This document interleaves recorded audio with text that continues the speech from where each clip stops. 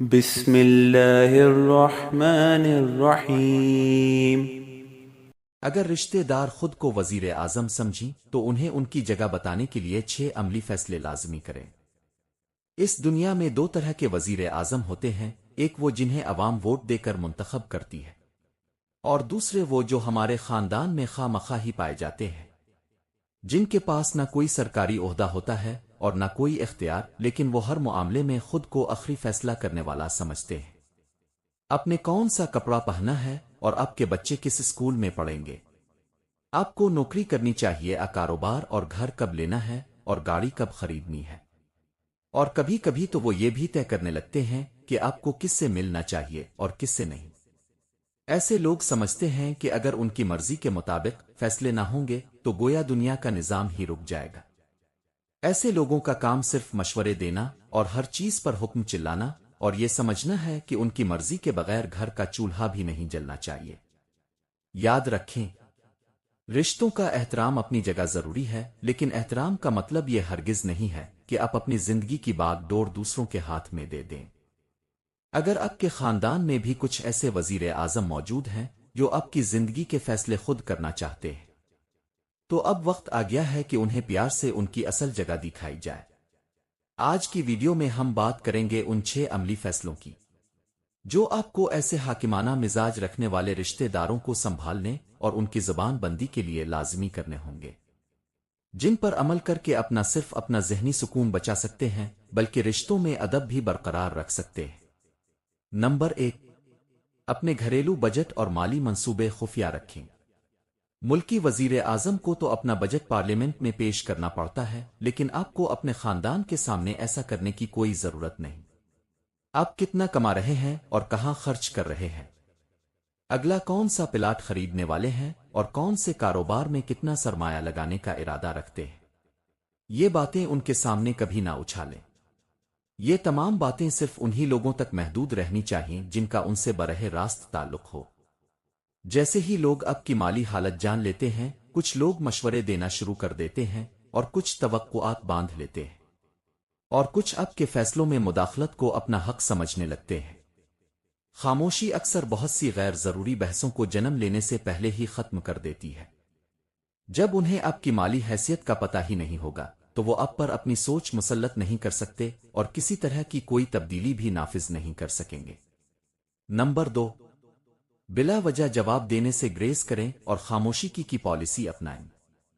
کچھ رشتے داروں کی عادت ہوتی ہے کہ وہ آپ کے کیریئر اور شادی اور بچوں کی تربیت پر تنقید کرتے رہتے ہیں۔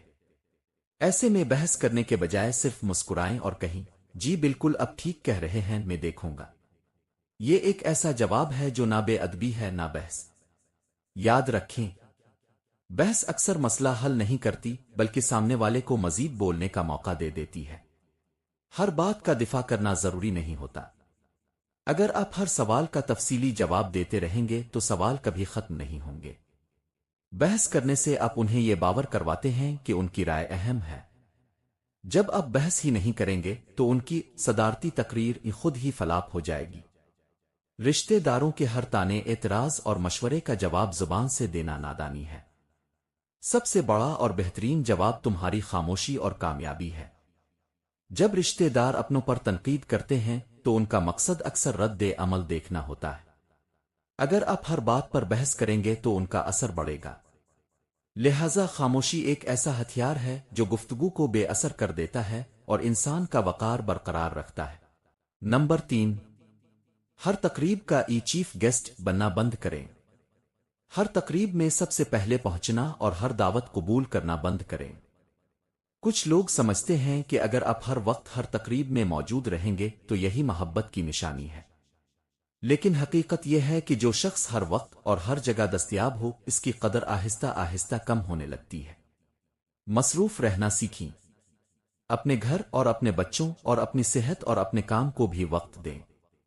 ہر دعوت میں جانا فرض نہیں، ہر محفل میں موجود رہنا ضروری نہیں۔ اگر آپ ہر وقت اور ہر چھوٹی بڑی خاندانی محفل میں سب سے پہلے پہنچیں گے تو آپ کی قدر کم ہو جائے گی۔ مصروف رہنا سیکھیں اور ہر جگہ حاضری لگانا ضروری نہیں ہے۔ جب آپ کبھی کبھی نظر آئیں گے تو لوگ آپ کو ہلکا لینے کی جرت نہیں کریں گے۔ نمبر 4، اپنی زندگی کی باؤنڈری لائن کھینچی۔ حقیقی وزیر اعظم بھی دوسرے ملک کی سرحد پار نہیں کر سکتا، تو آپ ایسے رشتہ داروں کو اپنی زندگی کی سرحدیں کیوں پار کرنے دیتے ہیں؟ صاف اور واضح الفاظ میں مگر تمیز کے دائرے میں رہ کر انہیں بتا دیں کہ کچھ فیصلے صرف آپ کے اور آپ کی فیملی کے ہیں۔ مثلاً چچا جان، میں آپ کی عزت کرتا ہوں، لیکن میری پڑھائی اور نوکری کا فیصلہ میرا ذاتی ہے اور میں خود ہی اس کا فیصلہ کروں گا۔ جیسے ہر پھول کی خوبصورتی اس کے ارد گرد کی ہوا اور روشنی سے قائم رہتی ہے، ویسے ہی رشتوں کی خوبصورتی و فاصلے اسے قائم رہتی ہے۔ جہاں حد سے زیادہ بے تکلفی اور ہر بات میں مداخلت ہوتی ہے، وہاں عزت کا گراف گرنے لگتا ہے۔ مناسب فاصلہ رکھنا دراصل رشتے کو بچانے کا سب سے بڑا طریقہ ہے۔ 5 جذباتی بلیک میلنگ کا بائیکاٹ کریں۔ بعض لوگ دلیل سے نہیں، جذبات سے آپ کو قابو کرنے کی کوشش کرتے ہیں۔ یعنی لوگ کیا کہیں گے، اور میں نے تو تمہارے لیے بھلا ہی سوچا تھا، ہم نے تمہیں اپنا سمجھ کر مشورہ دیا۔ یہ وہ جملے ہیں جو یہ خود ساختہ وزیر اعظم آپ کو مغلوب کرنے کے لیے استعمال کرتے ہیں۔ یاد رکھیں، آپ کسی کو خوش رکھنے کے مکلف نہیں ہیں۔ اگر ان کا کوئی مشورہ آپ کا ذہنی سکون برباد کر رہا ہے تو پیار سے اسے مسترد کر دیں۔ آپ سب کو خوش نہیں رکھ سکتے، لیکن اپنے ضمیر کو ضرور مطمئن رکھ سکتے ہیں۔ اپنوں سے توقعات کا بوجھ ہٹا دو، وہ خود بخود اپنی اصل حد میں آ جائیں گے۔ نمبر 6 اپنی کامیابیوں کا جشن خاموشی سے منائیں۔ بہت سے اچھے منصوبے صرف اس لیے ناکام ہو جاتے ہیں کیونکہ لوگ انہیں وقت سے پہلے سب کو بتا دیتے ہیں، اور بتانے سے انسان کی ذہنی توانائی کم ہونے لگتی ہے۔ اپنی بڑی خوشیاں اور اگلے سوچے گئے کام جیسے باہر جانے کا فیصلہ اور نئی گاڑی اور کوئی بڑا بزنس تب تک شیئر نہ کریں جب تک وہ فائنل نہ ہو جائیں، کیونکہ جیسے ہی ان سیاستدانوں کو پتا چلے گا، یہ اپنی ٹانگ اڑانے والی پالیسی شروع کر دیں گے۔ کبھی کبھی خاموشی آپ کی سب سے بڑی حفاظت بن جاتی ہے۔ جب کام مکمل ہو جائے تب خوشی منائیں۔ نتائج خود بولتے ہیں، اعلان کرنے کی ضرورت نہیں پڑتی۔ یاد رکھیں، رشتوں کا احترام اپنی جگہ فرض ہے، لیکن اپنی زندگی کا کنٹرول کسی دوسرے کے ہاتھ میں دے دینا نادانی ہے۔ آپ کی زندگی کے وزیر اعظم آپ خود ہیں۔ ان 6 فیصلوں پر عمل کریں، ان سے رشتوں میں ادب بھی برقرار رہے گا اور آپ کا سکون بھی متاثر نہیں ہوگا۔ آپ کے خاندان میں ایسا کون سا رشتہ دار ہے جو خود کو وزیر اعظم سمجھتا ہے؟ تو نیچے کمنٹ سیکشن میں بغیر نام لیے ضرور بتائیں۔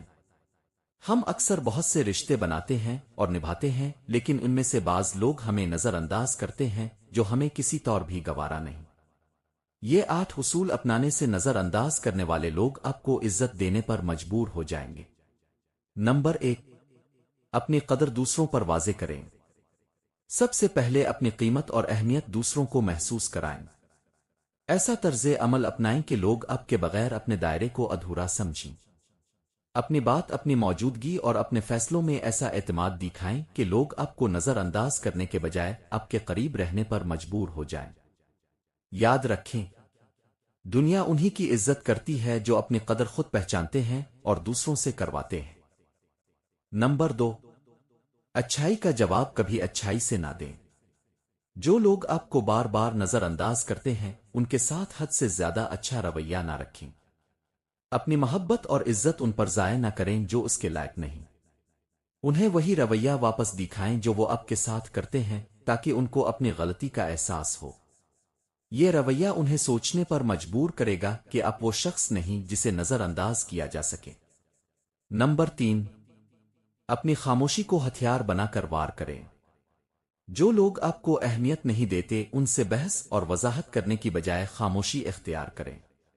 آپ کا خاموش رہنا ان کے غرور کو ٹکڑوں میں توڑ دیتا ہے اور وہ سوچنے پر مجبور ہو جاتے ہیں کہ آپ کیوں بدل گئے ہیں۔ نمبر 4 اپنی موجودگی کو قیمتی بنائیں۔ ہر وقت اور ہر جگہ دستیاب نہ رہیں۔ جب لوگ آسانی سے آپ تک پہنچ جاتے ہیں تو وہ آپ کی قدر کھو بیٹھتے ہیں۔ اپنی موجودگی کو اس قدر قیمتی بنائیں کہ لوگ آپ کی کمی کو شدت سے محسوس کریں۔ نمبر 5 اپنی خودی بلند کریں۔ اپنی عزت نفس کو سب سے اوپر رکھیں۔ جو لوگ آپ کی قدر نہیں کرتے، ان کے سامنے جھکنے کی بجائے اپنی خودی اور وقار کو بلند رکھیں۔ خوددار لوگ ہمیشہ عزت پاتے ہیں۔ جو اپنی قیمت خود پہچانتا ہے دنیا اسے کبھی کم نہیں سمجھتی بلکہ عزت سے سر جھکا دیتی ہے۔ نمبر 6، اپنی کامیابی سے طاقتور جواب دیں۔ جو لوگ آپ کو کمتر سمجھتے ہیں ان کو لفظوں سے نہیں بلکہ اپنی کامیابی سے جواب دیں۔ جب آپ کی ترقی ان کے سامنے ہوگی تو وہ خاموشی سے آپ کی تعریف اور عزت کرنے پر مجبور ہو جائیں گے۔ نمبر 7، تعلقات میں حد لازمی مقرر کریں۔ جو لوگ بار بار آپ کو تکلیف پہنچاتے ہیں اور نظر انداز کرتے ہیں ان سے واضح حدود طے کریں۔ انہیں یہ احساس دلائیں کہ آپ کے صبر کی بھی ایک حد ہے۔ جب آپ اپنی حدود کا اعلان کرتے ہیں تو لوگ آپ کی اہمیت پہچاننے لگتے ہیں۔ نمبر 8، خود پر توجہ دیں دوسروں پر نہیں۔ اپنی توانائی دوسروں کو خوش کرنے پر ضائع نہ کریں۔ اپنی ذات، اپنی خوشی اور اپنی صلاحیتوں پر فوکس کریں۔ خود پر توجہ دینے والا انسان سب سے زیادہ دلکش اور متاثر کرنے والا بن جاتا ہے۔ دعا کرتے وقت اپنی اوقات نہیں اللہ سبحانہ و تعالیٰ کی شان کو دیکھو کیونکہ وہ سب کچھ دینے پر قادر ہے۔ جو دعا قبولیت میں وقت لیتی ہے پھر وہ قبول ہو جانے پر وقت ہی بدل دیتی ہے۔ اور آخر میں میری دعا ہے کہ اے اللہ، میں بہت خطا کار ہوں، میری تمام خطائیں بخش دے۔ اے اللہ، میں بہت گنہگار ہوں، میرے تمام گناہ بخش دے۔ اے اللہ، میں بڑا سیاکار ہوں اور نادان ہوں۔ اے اللہ، میری تمام نادانیوں کو معاف فرما دے، اپنا فضل فرما دے اور اپنا کرم فرما دے۔ آمین ثم آمین۔